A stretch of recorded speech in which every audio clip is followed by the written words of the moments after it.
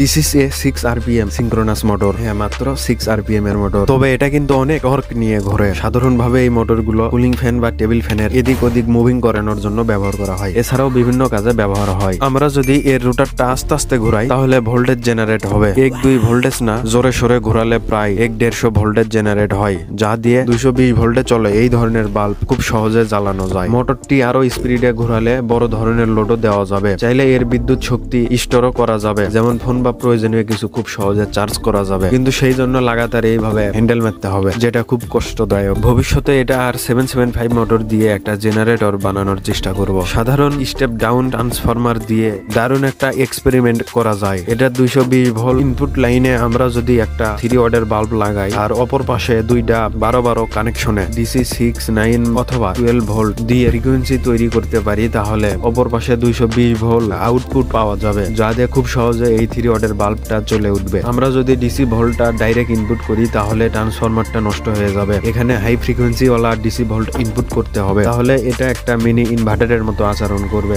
Video ভালো লাগলে অবশ্যই ফলো, সাবস্ক্রাইব।